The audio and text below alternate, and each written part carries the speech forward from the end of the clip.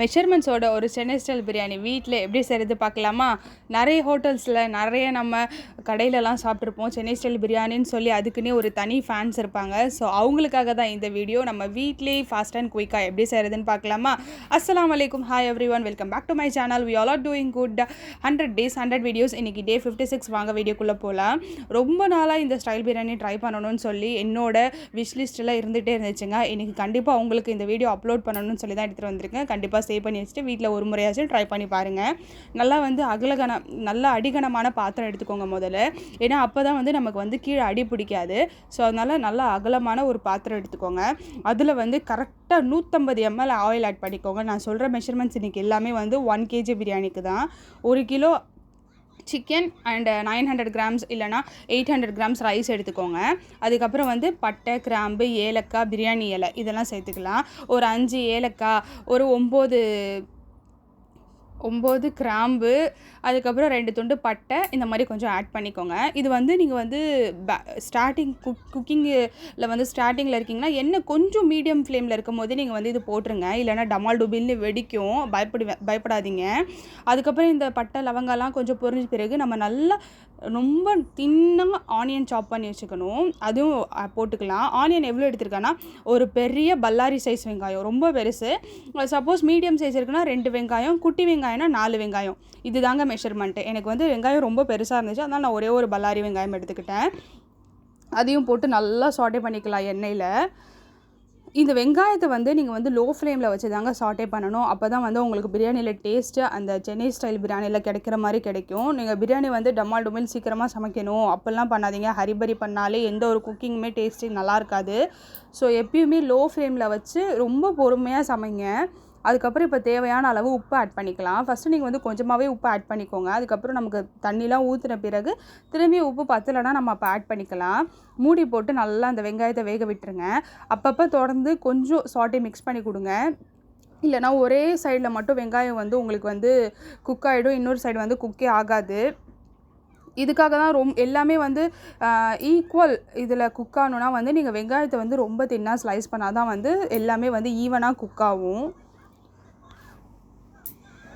இப்போ இது நல்லா திரும்பியும் மிக்ஸ் பண்ணிவிட்டு திரும்பி மூடி போட்டு விட்டுடலாம். நீங்கள் அப்பப்போ திறந்து பாருங்கள், இல்லைனா ரொம்ப கருப்பாயிடும். வெங்காயம் டக்குன்னு கருப்பாயிடும். அதுக்கப்புறம் கருப்பாயிடுச்சுன்னா நமக்கு பிரியாணியில் கசப்பு தன்மை டேஸ்ட்டு வந்துடும். இந்த வெங்காயம் ரொம்ப சூப்பராக ஸ்டார்டிங்கே நமக்கு ஒரு க்ரீன் டிக் வந்துருச்சுன்னு வைங்களேன், அப்போ எண்டிங் வரையுமே க்ரீன் டிக்கு தான். ஸ்டார்டிங் உங்களுக்கு ரெட் டிக் வந்துச்சுன்னு வைங்களேன், எண்டிங் வரையுமே பிரியாணி ரெட் டிக் தான். பிரியாணின்னு செய்கிறதுலாம் ஒரு கலைங்க. என்னை பொறுத்தவரையெல்லாம் பிரியாணி செய்கிறதுலாம் ஒரு கலை. எல்லாருக்குமே அது வந்துடாது, சில பேருக்கு மட்டும்தான் அது வரும். ஸோ இப்போ இதை நல்லா சாட்டே பண்ணிக்கலாம். இப்போ பாருங்கள், வெங்காயம் எனக்கு ஓரளவு ப்ரௌனிஷ் கலர் வந்துருச்சு. இப்போ நான் இஞ்சி பூண்டு பேஸ்ட் ஆட் பண்ணிக்கிறேன். அன்றைக்கி என் ஹஸ்பண்டை தான் இஞ்சி பூண்டு பேஸ்ட் அரைச்சி கொடுக்க சொன்னேன். அதை அடித்து கொடுக்கும்போது அவர் ரொம்ப தண்ணி ஊற்றிட்டார். பாருங்கள், ஏதோ கூழ் ஊற்றுற மாதிரி இருக்குது என்னோடய இஞ்சி பூண்டு பேஸ்ட்டு. நான் 4 டேபிள் ஸ்பூன் இஞ்சி பூண்டு பேஸ்ட் ஆட் பண்ணிக்கிறேன். இதுவே நீங்கள் ஆட் பண்ணுறீங்கன்னா, எனக்கு கொஞ்சம் தண்ணியாக இருந்துச்சு, அதனால நான் 4 டேபிள் ஸ்பூன் ஆட் பண்ணிக்கிறேன். இதுவே நீங்கள் ஆட் பண்ணிங்கன்னா கரெக்டாக 3 டேபிள் ஸ்பூன் போதும். 2 இல்லைனா 3 இதுவே போதும். ரொம்ப ஏன்னா அதில் ஃப்ளேவர் அதிகமாக இருக்கும். ரொம்ப தண்ணிக்கு என்னோடய இஞ்சி பூண்டு பேஸ்ட்டு. நீங்கள் 3 டேபிள் ஸ்பூன் ஆட் பண்ணாலே போதும், ரொம்ப தாராளமாக பற்றும். இப்போ பாருங்கள், ஆனியன் எல்லாம் எனக்கு ஈவனாக குக் ஆகிருக்கு பாருங்கள். கலர் பார்த்தாலே உங்களுக்கு தெரியும், இந்த மாதிரி கலர் இருக்கணும் பிரியாணிக்கு. இது நல்லா சாட்டே பண்ணிக்கலாம். இப்போ இந்த ப்ராசஸ் மட்டும் நம்ம தான் எனக்கு ஸ்லோவாக இருக்கும் நமக்கு பிரியாணி செய்கிறதுல. மீதி எல்லாமே டக்குன்னு பண்ணிவிட்டு தம்மில் போட்டுட்டு நம்ம போயிட்டே இருக்கலாம். இஞ்சி பூண்டு வாடை நல்லா போகணும், அந்த ஸ்மெல்லு நல்லா போகணும். இந்த டைமில் பச்சை மிளகா ஆட் பண்ணிக்கலாம். சில பேர் என்ன பண்ணுவாங்கன்னா, இந்த இப்போ இஞ்சி பூண்டு பேஸ்ட்டு வதங்கின பிறகே சிக்கன் போட்டுருவாங்க. ஆனால் சென்னை ஸ்டைல் பிரியாணியில் அந்த மாதிரி பண்ணக்கூடாது. அதுக்கப்புறம் பச்சை மிளகா, தக்காளி, கொத்தமல்லி, புதினா இது எல்லாமே நம்ம போட்டுடணும். போட்டு அந்த எண்ணெயிலே நல்லா சாட்டே பண்ணணும். தக்காளி சில பேர் ரொம்ப பொடிசாக கட் பண்ணி போடுவாங்க. ஆனால் அந்த மாதிரி போடாதீங்க. வெஜிடபிள்ஸ் கட் பண்ணுறதுலேயுமே டேஸ்ட் இருக்குது. அந்த டொமேட்டோ தக்காளி கொஞ்சம் பெருசாகவே கட் பண்ணிக்கோங்க. அது பிரியாணியில் முழுசாக இருக்கும் போது தான் நம்ம அந்த கல்யாணத்துலலாம் கொடுக்கும் போது இருக்கும் பாருங்கள், பந்தியில் உட்காந்து சாப்பிடும்போது தக்காளி அப்படியே முழுசாக இருக்கும். ஸோ அந்த மாதிரி ஒரு ஃபீல் வரும். நீங்கள் பொடிசாக கட் பண்ணிட்டீங்கன்னா அது அப்படியே குறைஞ்சி பிரியாணி ஒன்றுக்கு ஒன்று ஒட்டிக்கும் ரைஸு. இப்போ இது நல்லா தக்காளி இந்த மாதிரி கொஞ்சம் வதங்கின பிறகு கொத்தமல்லி, புதினா எல்லாமே கட் பண்ணி போட்டுக்கலாம். பாதி தான் இப்போ இந்த டைமில் ஆட் பண்ணுவேன். மீதி பாதி வந்து தண்ணி போட்ட பிறகு கொத்தமல்லி புதினா ஆட் பண்ணிப்பேன். இப்போ கொஞ்சமாக ஒரு கைப்பிடி அளவு கொத்தமல்லி, ஒரு கைப்பிடி அளவு புதினா. ஓகே, தக்காளி எவ்வளோ போட்டேனே உங்ககிட்ட சொல்லலை பாருங்கள். 1 கிலோ பிரியாணிக்கு வந்து ரொம்ப பெரிய தக்காளி இருந்ததுன்னா 2, மீடியம் சைஸ் தக்காளி இருந்துச்சுன்னா 4, 1 கேஜிக்கு இதுதான் கரெக்டான மெஷர்மெண்ட். ஓகேவா? பெரிய தக்காளினா 2, மீடியம் சைஸ் தக்காளினா 4.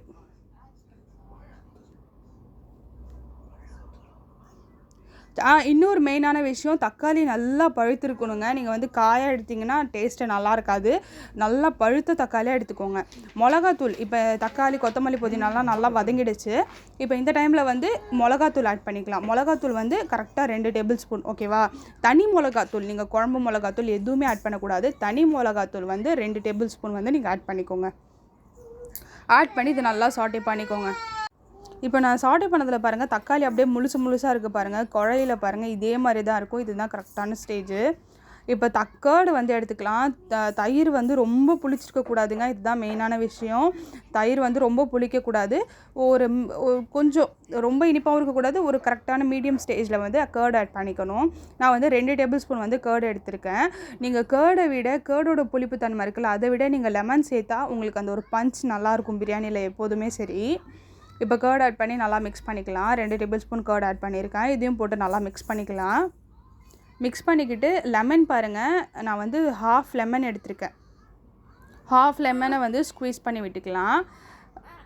நம்ம ஊரில் வந்து எலுமிச்சைப்பழம் வந்து குட்டி குட்டியாக இருக்கும். அந்த மாதிரி எலுமிச்சைப்பழம் வந்து சிலது வந்து புளிப்பாக இருக்கும், சிலது வந்து புளிப்பு கம்மியாக இருக்கும்.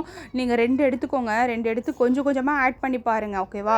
இப்போ எனக்கு வந்து இங்கே லெமன் பெருசாக இருந்துச்சு, அதனால் நான் 1/2 ஆட் பண்ணிக்கிட்டேன். அங்கே நம்ம ஊரில் வந்து சின்னதாக இருக்கும். ஸோ அதனால் அது பார்த்து ஆட் பண்ணிக்கோங்க. புளிப்பு சப்போஸ் நீங்கள் உங்களுக்கு இப்போ போட்டு பத்தலைனாலும் நீங்கள் தண்ணி ஊற்றின பிறகு லாஸ்ட்டாக ஒரு தடவை டேஸ்ட் பார்ப்பீங்களே, அப்போ நீங்கள் வந்து புளிப்பு வேணால் போட்டுக்கலாம். இப்போ வந்து வாஷ் பண்ணி வச்சுருக்க 1 kg சிக்கன் ஆட் பண்ணிக்கிறேன். இது அப்படியே ஒரு முழு கோழிங்க.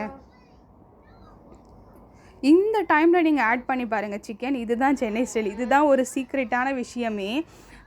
இந்த டைமில் வந்து நீங்கள் வந்து சிக்கன் ஆட் பண்ணிக்கணும். மசாலா எல்லாம் நல்லா குக் ஆன பிறகு சிக்கன்லேருந்து அந்த எசன்ஸ் இறங்கும்ல, அந்த டைமில் அந்த மசாலாவும் சேர்ந்து சிக்கனும் சேர்ந்து குக் ஆகும் பாருங்கள். அதுதாங்க டேஸ்ட்டு. ஸோ இப்போ இதை நல்லா மிக்ஸ் பண்ணி விடுங்க. ஹை ஃப்ளேமில் வச்சே பண்ணுங்கள், ஒன்றும் பிரச்சனை கிடையாது. இப்போல்லாம் ஹை ஃப்ளேம்லேயே இருக்கட்டும். இப்போ இந்த டைமில் நீங்கள் டேஸ்ட் பண்ணி பார்த்தீங்கன்னா உங்களுக்கு ஒன்றுமே தெரியாது. ஏன்னா சிக்கனோட ஃப்ளேவர் இப்போ தானே இறங்க ஸ்டார்ட் ஆகும் உங்களுக்கு. ஸோ அதனால சிக்கன் வந்து நல்லா குக் ஆகட்டும். இன்னொரு முக்கியமான விஷயம், வியூஸ் நிறைய போகுது, யாருமே என் சேனலை வந்து சப்ஸ்கிரைப் பண்ண மாட்டேறீங்க. மறக்காமல் என் சேனலை வந்து சப்ஸ்கிரைப் பண்ணிக்கோங்க.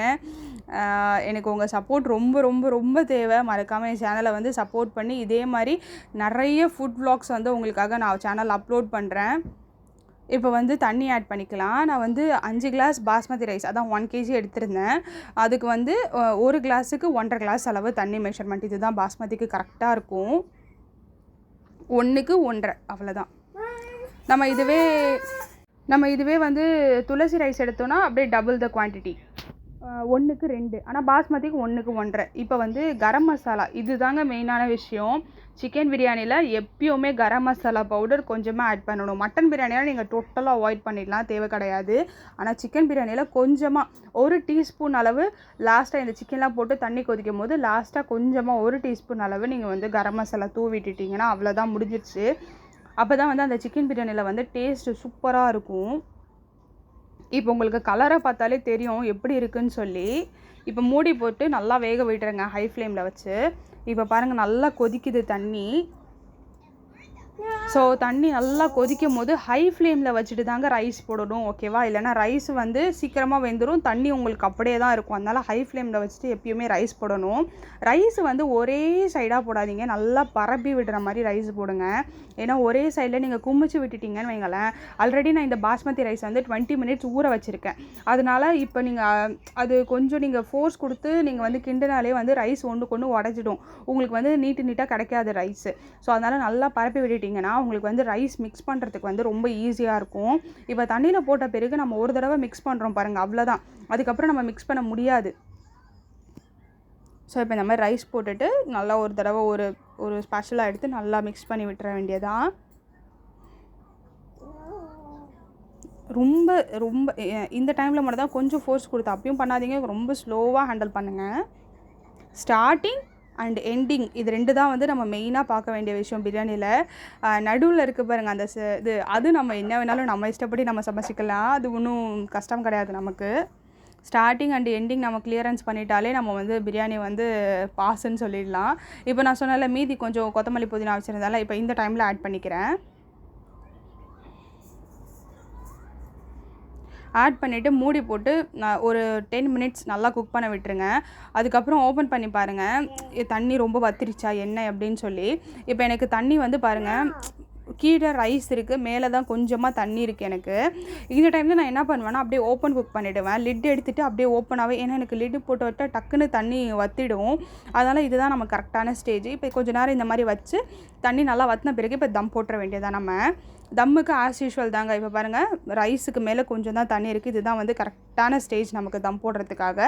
ரைஸ் மேலே வந்துருச்சு பாருங்கள் தெரிகிறது. இப்போ வந்து அலுமினியம் ஃபாயில் வச்சு மேலே தம் போட்டுக்கலாம். 5 மினிட்ஸ் வந்து ஹை ஃப்ளேமு, அதுக்கப்புறம் 20 மினிட்ஸ் வந்து 5 மினிட்ஸ் ஆமாம் ஒரு 2 to 3 மினிட்ஸ் வந்து ஸ்டவ் வந்து நல்லா ஹையில் வச்சுக்கோங்க. கீழே தவா வச்சு போடுங்க, அப்போ தான் நல்லா கீழே அடி பிடிக்காது. 2 மினிட்ஸ் வந்து ரொம்ப ஹை ஃப்ளேமு, 20 மினிட்ஸ் ரொம்ப லோ ஃப்ளேமு வச்சு பிரியாணி தம்மை உடச்சி சாப்பிட்டு பாருங்கங்க. அதுக்கப்புறம் திரும்ப திரும்ப திரும்ப நீங்கள் இந்த பிரியாணி தான் ட்ரை பண்ணுவீங்க. அன்றைக்கி பிரியாணி சூப்பராக வந்துச்சு, நாங்களும் நல்லா சூப்பராக சாப்பிட்டோம். இது வந்து ஜும்மா ஸ்பெஷல் வீடியோ. கண்டிப்பாக வீட்டில் எல்லாருமே ட்ரை பண்ணிவிட்டு எப்படி இருந்துச்சு சொல்லி மறக்காமல் கமெண்ட் செக்ஷனில் சொல்லுங்கள். இப்போ தம்மை உடச்ச பிறகு இந்த மாதிரி ஒரு தடவை மிக்ஸ் கொடுத்துக்கோங்க. மிக்ஸ் கொடுத்துட்டு வந்து நீங்கள் வந்து லிட்டு போட்டு அகைன் மூடாதீங்க. ஏன்னா இது ஆல்ரெடி தம் ஆகிடுச்சு. இப்போ திரும்பி நீங்கள் குக் பண்ண ரைஸ் வந்து ஒன்றுக்கு ஒன்று ஒட்டிடும். அதனால் நீங்கள் லிட்டு வந்து ஓப்பனாகவே வச்சுருங்க. கொஞ்சம் நேரம் 5 மினிட்ஸ் கழித்து அதுக்கப்புறமா நீங்கள் வந்து சர்வ் பண்ணுங்கள். அப்போ தான் வந்து ரைஸ் வந்து உதிரி உதிரியாக இருக்கும். இல்லைனா உங்களுக்கு வந்து ஒன்றுக்கு ஒன்று ஒட்டின மாதிரி இருக்கும். இப்படி இருந்துச்சுன்னா சூப்பராக இருக்கும். ஓகேவா? இதை மாதிரி கண்டிப்பாக நீங்களும் வீட்டில் ட்ரை பண்ணி பாருங்கள். வீட்டில் வந்து உங்களுக்கு கண்டிப்பாக 100% பாராட்டு மழை தாங்க. இதுவரையும் என் சேனல் என்னோடய வீடியோ பொறுமையாக பார்த்ததுக்கு எல்லாருக்குமே ரொம்ப தேங்க்ஸ். இதே மாதிரி என் சேனலை சப்போர்ட் பண்ணுங்கள். நிறைய ஃபுட் vlogs என்டர்டைன்மெண்ட் வீடியோஸோட உங்களுக்கு வந்து நான் சேனல் அப்லோட் பண்ணுறேன். Stay tune. இன்ஷால்லா நெக்ஸ்ட் வீடியோவில் பார்க்கலாம். இப்போ நாங்கள் வந்து பிரியாணி சூப்பரான ஒரு சென்னை ஸ்டைல் பிரியாணி சாப்பிட போகிறோம். நாங்கள் வந்து சைடில் முட்டை அண்ட் ரைத்தாலாம் ரெடி பண்ணிக்கிட்டோம். அது உங்ககிட்ட காட்ட மறந்துட்டோம். மறக்காம என் சேனலை சப்ஸ்கிரைப் பண்ணிக்கோங்க. Stay tuned. Bye. Next video பார்க்கலாம்.